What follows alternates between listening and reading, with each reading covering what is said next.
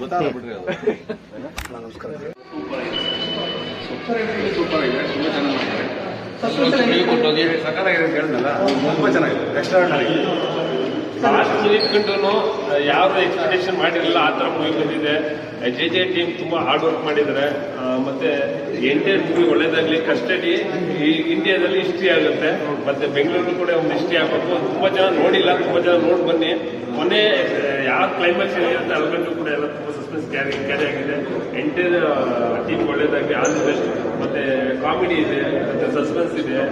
ಒಂದ್ ರೀತಿ ಮೈಯೆಲ್ಲ ತುಂಬಾ ಫೀಲ್ ಆಗ್ತಾ ಇದೆ. ಒಳ್ಳೇದಾಗಿ ಆಲ್ ದಿ ಬೆಸ್ಟ್. ತುಂಬಾ ಚೆನ್ನಾಗಿದೆ, ನ್ಯಾಚುರಲ್ ಆಗಿ ತಗೊಂಡೋಗಿದ್ದಾರೆ. ಸಸ್ಪೆನ್ಸ್ ಬಹಳ ಚೆನ್ನಾಗಿದೆ.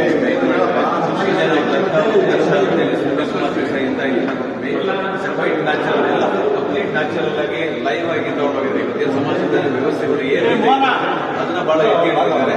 ಬಹಳ ತುಂಬಾ ಯಾರು ಎಕ್ಸ್ಪೆಕ್ಟ್ ಮಾಡಲ್ಲ ಆ ತರ ಫೀಲಿಂಗ್ ಆಗಿ ತಗೊಂಡೋಗಿದ್ದಾರೆ. ಅದನ್ನೇ ಹೇಳಿದೆ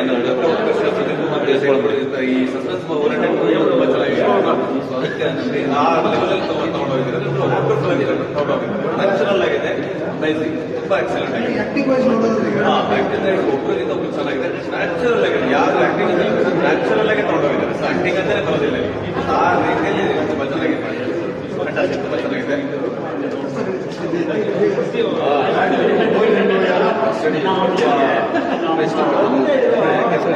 ಎಲ್ಲ ಎಲಿಮೆಂಟ್ಸ್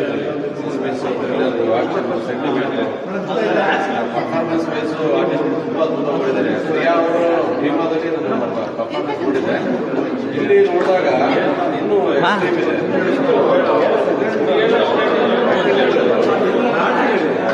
ತುಂಬಾ ಇಷ್ಟ ಆಗಿದೆ.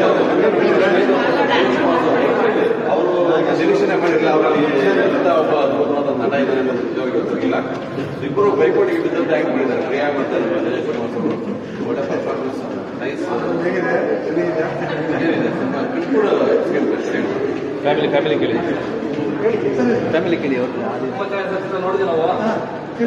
ಸಸ್ಪೆನ್ಸ್ ಥ್ರಿಲ್ಲರ್ ಚೆನ್ನಾಗಿದೆ. ಆಮೇಲೆ ಅಥವಾ ಇಷ್ಟೊತ್ತು ಬಂದಿದ್ದಾರೆ, ಸಸ್ಪೆನ್ಸ್ ಬಂದಿದೆ. ಸ್ವಲ್ಪ ಡಿಫ್ರೆಂಟ್ ಸ್ಟೋರಿ, ಅದನ್ನೇ ಸ್ವಲ್ಪ ಮಾಡಿದ್ದಾರೆ. ತುಂಬ ಚೆನ್ನಾಗಿದೆ. ಮನೆ ತನಕ ಅದು ಮೈನ್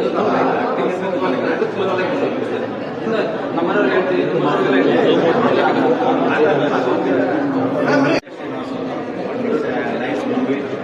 ಒಳ್ಳೆ ಎಕ್ಸ್ಪೆಕ್ಟೇ ಮಾಡೋಕ್ಕಾಗಿಲ್ಲ. ನಮಗೂ ತುಂಬ ಆಗಿದೆ.